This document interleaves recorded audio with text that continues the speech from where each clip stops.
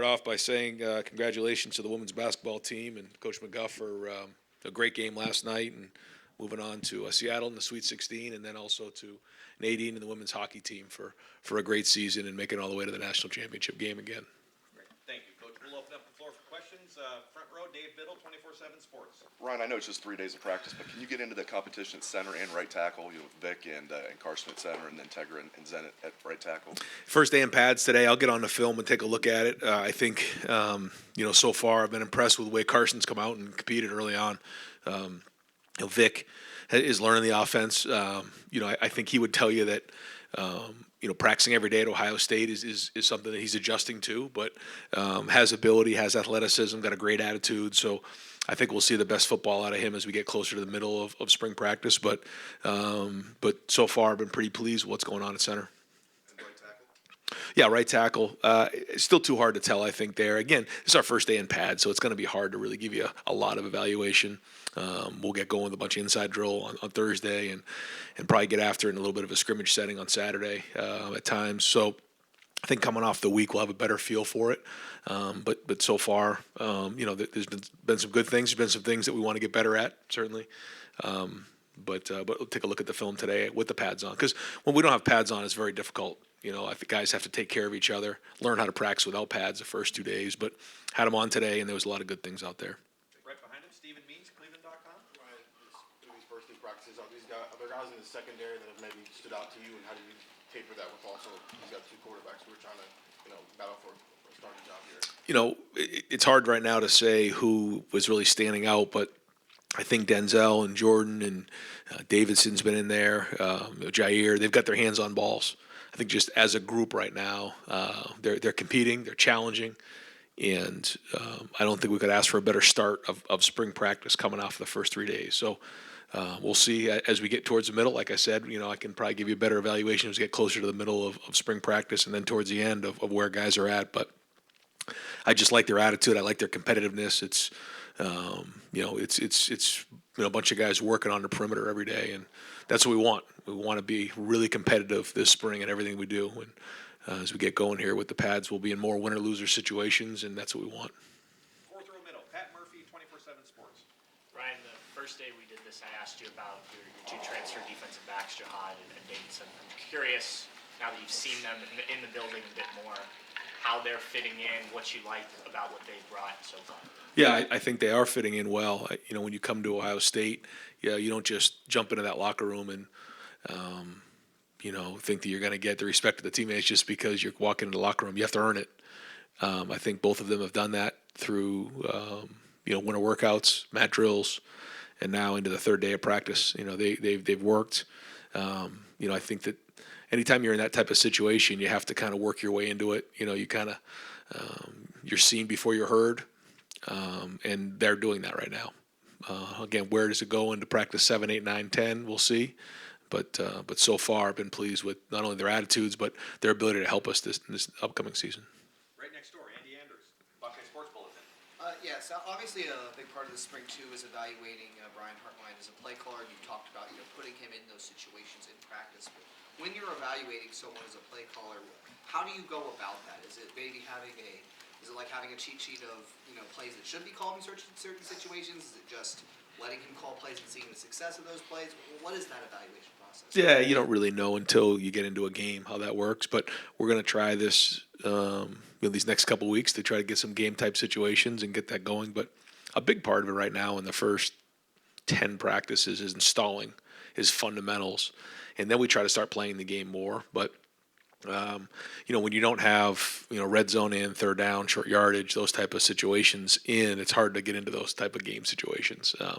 So we'll typically script a lot of what we do, and we're only into day 3 here, and today was our first day in pads coming off of spring break. So we've been pretty basic. We're really working on the fundamentals, hand placement, pad level, those type of things, ball security, and then as we get into more situational stuff, then we have our full game plan and we can get into that stuff. So, and the best you can do is just kind of get out there and call it and just see what happens and try to change the situation the best you can, but you don't quite really get a feel for it till you're in the game.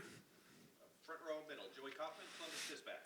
Ryan, what are you looking to see out of Saturday scrimmage? I know we're a couple days away. We filled in. But what do you want to see out of the scrimmage? Do you have any idea how it's going to be formatted and all that? No, we're going to talk about it as a staff in terms of exactly how we're going to do it. We'll see how we come out of Thursday. That's a big part of it too, is the injuries and how many guys we have at what position. So we'll try to figure out how many reps we want to get each guy. But we want to tackle to the ground, and with certain guys.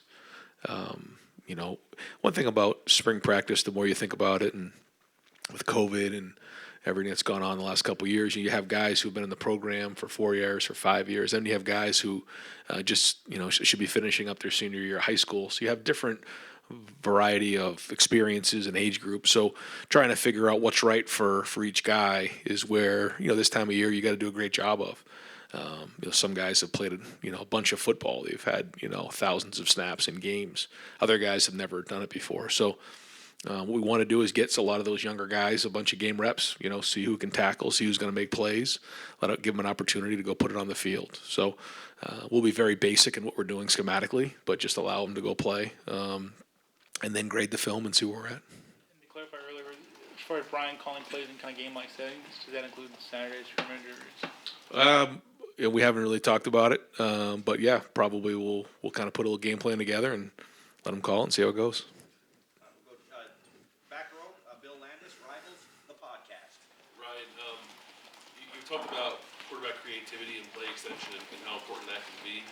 How much does that factor into your evaluations right now, and how do you get a good evaluation of that in a controlled practice setting when the quarterbacks aren't live and the pass rush isn't exactly what they'd experienced in a game? The evaluation of the quarterbacks? Yeah. The best I can tell you, it's a great question, is just based on experience, trying to, compare and contrast based on quarterbacks we've had in the past, what it's looked like, the decision-making process, trying to put them in as many game-like situations as possible. Third down, red zone. But to be honest with you, you really don't know until you get into a game. You don't. I was talking to CJ about it out there. He was at practice, and that first Minnesota game, what that was like, and the ups and downs of that one. And a big part of it is getting your confidence. But I think you want to identify the things they do well, and then really emphasize those, and then recognize what the areas that they need to be improved, and try to make sure that we're addressing those, and just try to get the guys better every day. And over time, it seems to always kind of shake itself out. But we're into day 3, and there was some good things out there today. When you have to, I guess, have that projection kind of baked in that you don't know until a game is in front of you, does that sit in the back of your mind? Okay, Yeah. Am I really making the right choice without knowing what these guys are going to look like when it's live action? Yeah. You never know. You try to do the best you can, and when you have somebody that's played a whole year, you certainly sleep a little bit better at night. When you have somebody who hasn't, then you don't. But that's college football, and I think it's been exciting to develop young quarterbacks and new quarterbacks here the last couple of years. When you had Justin and even Dwayne, that was his first year playing, and then CJ 2 years ago. But the frustrating thing is you only get them for a couple of years, and then they move on to the NFL. But that's a good problem to have. Right next door, Spencer Holbrook, Letterman Road. Ryan, it seems like you guys know exactly what you have with Ty and Mike and Tyleek in the middle there. But then beyond those guys, it doesn't seem like there's a lot of experience. What do you need to see from those guys behind him, Hero, even Jaden, those guys, to know that you guys are set at defensive tackle heading into this time? Yeah, you need him to flash. You need him to make plays. You need him to get off of blocks. Consistency over a whole spring. I think that's one of the things about playing in the D-line that's probably talked about, not enough, is, this sustaining a certain level of play for an extended period of time. Play 7, 8, 9 of a drive, playing into the fourth quarter. And you want to see the ability of guys to make plays and flash, and that's great. But can you consistently put days back to back? Can you consistently put plays back to back over time? And that's what we need. We need to see that consistency. Over here to the right, Justin Bulbrock, WCMH. Jim said when we talked to him a couple weeks ago that he shifted his focus from teaching to competition this spring. Have you seen that manifest itself? And if you haven't yet, what are you looking for in those terms? What you want to see from competition that he's going to provide your offense? Yeah, we're trying to find as many ways that we can to create winner or loser situations. We're starting practice right after stretch with winner loser situations. As the pads are on, we're going to find as many ways as possible to do that, because I think we all work hard, and working hard gives us a chance. But the difference between that and competing is there's a winner and a loser every time you compete. So year one on defense, installing it, trying to install the defense and get it taught, make sure you know what you're doing. And now it's more of an emphasis on how to do it, except for the younger guys. But for the older guys now, we have a bunch of experience coming back there, which is great. But how many times can we put them in competitive situations to go play? And that's what we're trying to do, whether it's at a position or as an offensive defense. Brett Froden, Clay Hall from the SYX. I'm curious about Pro Day and what you feel your role is on that day. Is it schmoozing scouts? Is it answering their questions? Is it trying to calm your guys down? And additionally, and how much does that day mean to the overall evaluation? Because there comes a time, and the ones I've been to, when the quarterbacks start throwing, it's kind of a hush, and you can just feel the tension. And it's like, this is an important point or whatever. Yeah, I think for us, the last couple of years, we've been able to have some of our younger guys participate to help out. So last year, for instance, CJ, threw to Chris and to Garrett. And so he actually got an opportunity to experience what that was like. We played some music to kind of do what you're talking about, and kind of, that, kind of quiet, awkward tension in the room, just try to get rid of that, because the whole thing of it is just to play loose and have fun. And that's what we try to talk to our guys about, So in terms of our role, I think we just want to provide them whatever they need. It's their day, to try to, highlight what they do best. And with all the different people we come in, we meet with them. We'll have a meeting with everybody who's in attendance, and then a lot of one-off conversations and meetings. Yeah, we do that. And I talk to them, Mick talks to them, and we just, answer any questions that they may have about our players. Most of them do such a great job. They know so much about our guys already. They have the combine interviews, but we're just here to advocate and provide information and make sure they have a great day, so that they're putting their best foot forward. One other Tim May quickie. If CJ killed it at the combine, does he really need to throw here? It's a piece of the puzzle. I think every time you do something, it's a little piece. But, I think you watch what he did this season. You watch the way he played the Georgia game. You get a chance to see, at the combine, the way he throws the ball. But, I think most teams know what he can do. But it's another piece of the puzzle, and it's a great opportunity for teams to get out here and see him live and in color and see him throw it. It's good. I know as a quarterback guy, I always wanted to see what it looked like coming off the hand, and everybody got a chance to do that at the combine, and they'll get a chance to do that on Wednesday, because that's tomorrow. Yeah. Front row right, Austin Ward, Rivals, the podcast. Ryan, we've seen, how successful your offense has been with the two tight end personnel grouping out there. We know that you've got Cade coming back. I would assume that it's Joe and G sort of leading the battle there elsewhere. How do you see that shaking up throughout spring? What do they need to do? I know the pads just came on today. Yeah. Well, they both have to be able to play in 11 personnel, which means they have to be able to go run routes and get open against safeties and nickels. But they also have to go in there and block 7 techniques in 11 personnel. In the 12 personnel, we have the Y and the H, and the Y does a little bit more of the heavy lifting. The H is sometimes a little bit more off the ball and does a little bit more off the ball type stuff. You saw Mitch do that a little bit last year. You saw Ruck do that the year before when we had Luke, Luke Farrell. So Cade's shown that he can do both, and we're looking for the rest of those tight ends to do is be able to show that. I think Keenan's off to a great start with that group, and hopefully we can keep growing on that and replace Mitch. Is the fullback position going to be dead if you can't find somebody to do what Mitch did? It's going to be interesting. We have a couple ideas on that. We've tossed around the idea of some different ideas, and we'll kind of see where it goes. But we have some good thoughts. Fourth row right, Cameron T. Robinson, The Athletic. Ryan, you mentioned you want to see, you really learn a lot from these quarterbacks when you get them in a game. What do you look at in a scrimmage? I mean, it's the best chance you have now to put a game situation together. I've been talking to our guys about making the routine plays routinely. With our players and the skill that we have, we don't need an extraordinary stuff. We need people to take care of the football, We need them to, if the first read's there, take it. If not, work on to 2-3, and then have a plan from there. Make good decisions on the run game, take care of the football, and lead the offense. If you're going to turn the ball over, it's not going to go well here. And so we've got to take care of the ball. But you also know we're going to be aggressive, and that's not just easy. It's a lot easier to say, well, take care of the football, but we also want to go score a bunch of touchdowns. So there's that balance that you have to find, and some guys can find that easier than others. We've been fortunate enough to find the guys that get a feel for that. It's probably a big part of the it factor that people talk about, seeing the field and understanding situations. But the more game-like situations we can create, the more we get a feel for that, and certainly taking care of the football and making routine plays routinely is important.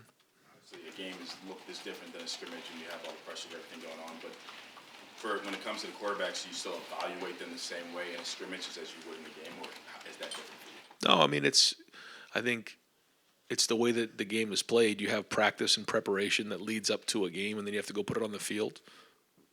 I think that it's kind of like that in the spring and the preseason, where you have your practices during the week, and you're making evaluations every day.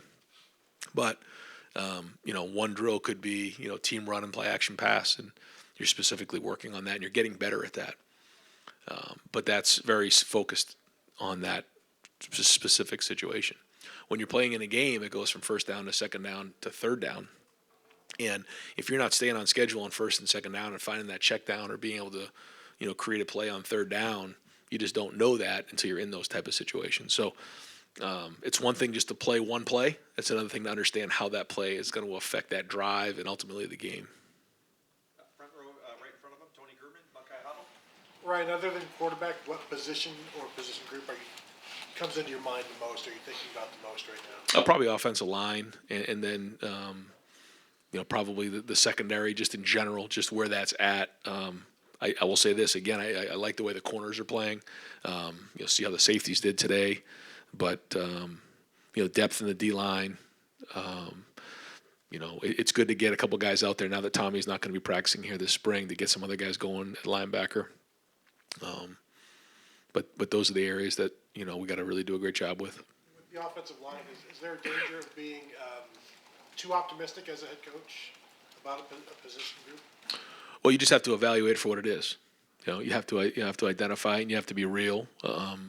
You can't be fake in this game. The players know it, the coaches know it. So, sometimes you can feel like we're riding a guy, or we're really negative on someone who's a really good player, and they can call that out. Or if you're wrong in your evaluation and you think someone's better than they are, then it's going to get you beat down the road. So you just got to do a great job of communicating and identifying what you think it is in the evaluation. Front row of him, Doug Lamreese, Cleveland.com. Ryan, how the different quarterbacks you've had here, from JT to Dwayne to Justin to CJ, how has your view of the quarterback position evolved in your time here? Or would the Ryan Day who showed up the first day you were here in 2017 talk about what you need to do to be a successful quarterback the same way that you talk about it today? Probably. I think the game is changing, but to your point, I don't think that what you look for in a quarterback really has. You have to be able to do stuff with your feet. You have to be able to create a little bit, in and out of the pocket. You have to at least be a threat in the run game. That has to be a part of what you do. I think it's important to do that. But you also have to be able to throw the football in the pocket on third down in the red zone. Be able to push the ball down the field and play action pass. So I think all those things are important on the field, and then the leadership part of it is critical. So no, I don't think that's changed. But I do think the more you look at the quarterbacks who are making it in the NFL and at the highest level of college football, they can move their feet. They can create, they can extend plays. Just thinking about the playoffs in college, thinking about the playoffs in the NFL. I mean, almost all those guys could do that. I think that's important. But I think we talked about that, probably 5, 10, 20 years ago. But I think more and more it's becoming part of the reality. In the NFL, if you draft a young guy, you might have him for a decade. Yeah. You can build an offense around that guy. You're like, hey, maybe it's not what I would normally do, but we're locked into this guy. Here, as you said, you get a year or two. what is the right balance of, you said you always want to bring up the strengths of a quarterback. What's the balance of an Ohio State quarterback has to do this versus, well, this guy's got these skills, we can adjust a little bit, and do you adjust less because it's going to be a constant churn, where in the NFL you could adjust and then keep that adjustment for a decade? Yeah, I think the first thing is they have to be able to compete. They have to be high competitors because of what it takes to be the quarterback at Ohio State. You have to be highly competitive. I think the other thing is you're looking for some sort of extraordinary trait.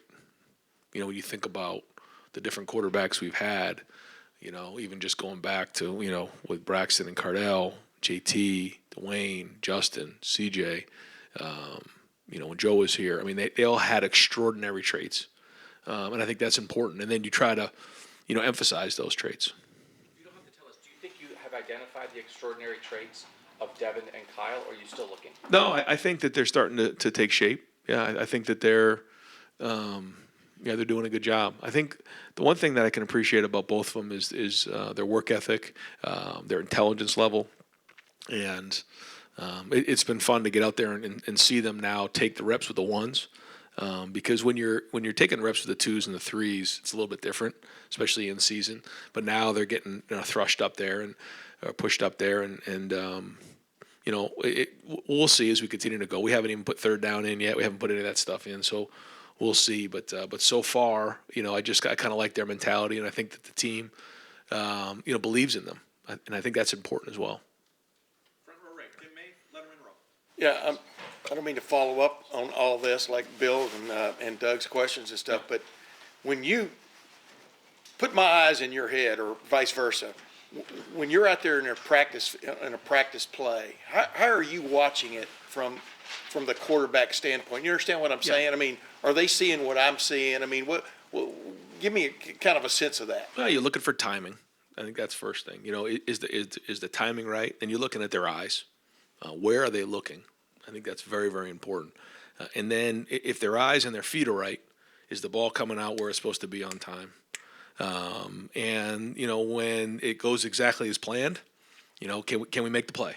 Okay, that's the first thing, yes or no. If they can't make the play when everything goes exactly the way you design it, that's not good. If you draw the play up and it doesn't go exactly the way you plan, is there a plan B? Which is not throwing it there if it wasn't designed perfectly right, or maybe the coverage is a little bit different, where they can recognize, okay, this isn't exactly how we talked about it, or this is a dangerous situation. Now here comes plan B, because it's their job to make it right, and that's part of playing the quarterback position. And so the more times that you can make bad plays right, the better off you're going to be in this game, and I think you can see that at all levels. But you also have to make the routine plays routinely, and that's what we're working on right now. Yeah. In other words, there's always an answer in a play. Exactly. Usually. And one of the quickie, as you've gotten to, and I asked you this the other day, but as you've gotten to roam, for want of another term, what have you noticed about the Jim Knowles defense that you didn't maybe catch on to last year? You understand what I'm saying? I mean, is there something you're kind of like getting a feel for what he's thinking? I mean, just what's that been like, I guess? Yeah, it's been fun to watch him work. It's been fun to see how, he, I could tell, he gets to a certain point where he wants to get enough reps of a defense over and over again against all the different formations, all the different looks. And then when it gets to a certain point, then he feels comfortable, okay, this thing's going to get game ready. I can call this in a game. But if it hasn't had as many reps, it's not ready yet. It kind of stays over here.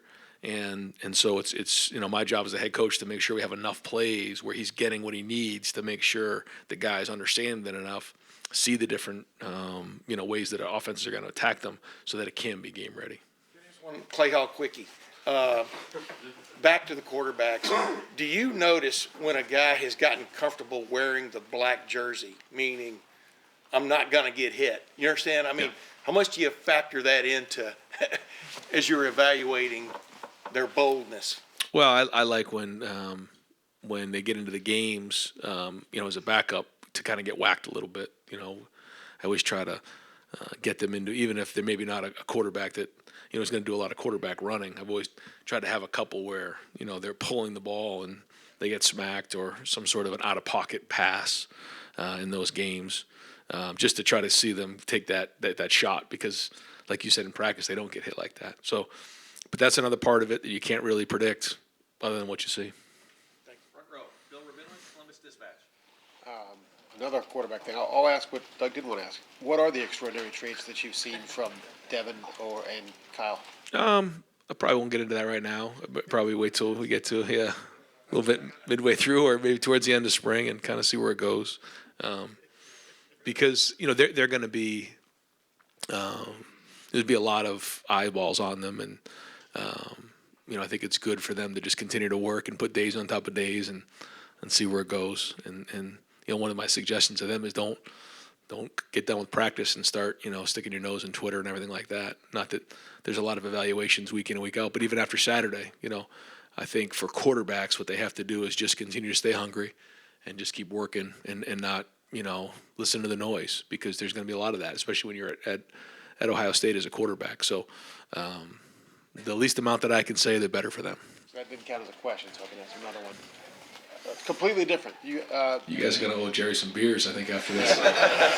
You had Big Ten Old-fashioned. meetings with coaches, right? Yeah. And what came out of that you can share in terms of maybe scheduling or just anything else that happened there?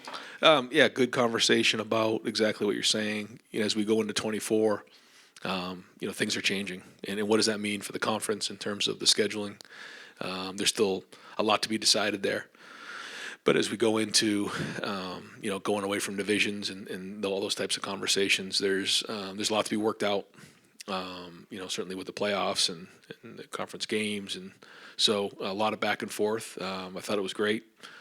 We talked about some rule changes and those type of things. So, I think we have our regular meetings, our regular meeting on Zoom, I think maybe next week planned. And so we'll continue that cadence of working with the conference.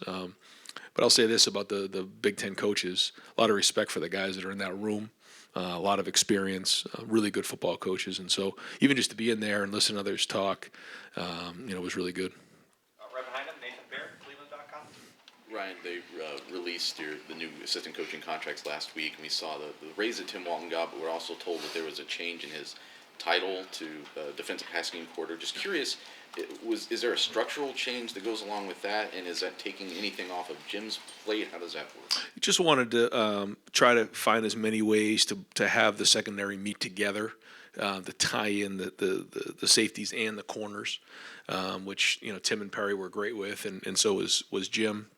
And so anytime you do that, you just have to make sure you delineate, how things are going to go in terms of chain of command. But Tim's experience speaks for itself, and not much is going to change, but they are going to do some more meeting together as a group. And I felt like it was appropriate to kind of put that that job description for Tim, and so he'll kind of run with it, and then hopefully we can get everybody on the same page before sometimes we leave meetings and then it goes into individual meetings, because there's pluses and minuses to both. And I think Jim does a great job with the unit meeting, and both coaches do a great job individually, but I think there's times where they all need to be together in a room just to communicate and hear things from one voice. And last year, that assistant salary pool, we believe, was the biggest in the country, and it looks like it might be again this year. Is that something that's important to you? Does that have not to mix my terms, but a currency when you're out in recruiting or talking to other coaches? Well, we always feel like we should have the best at Ohio State, and we can attract the best. And with the board and with Gene's support, we've been able to do that. And they deserve to be compensated that way, and try to go to bat for the guys. They work really hard, and so we'll continue to do that. But just like anywhere else, we expect to be the best in the country and everything. And so we're fortunate enough to be able to get the best. Time for two more. Third row, Dan Hope, 11 Warriors. Ryan, you mentioned CJ participating in Pro Day last year. Are any of the current players this year going to be participating in Pro Day? Yes, yeah, there's going to be a few. I know that receiver, I'm pretty sure that Marvin, Xavier, Jaden Ballard is going to work out.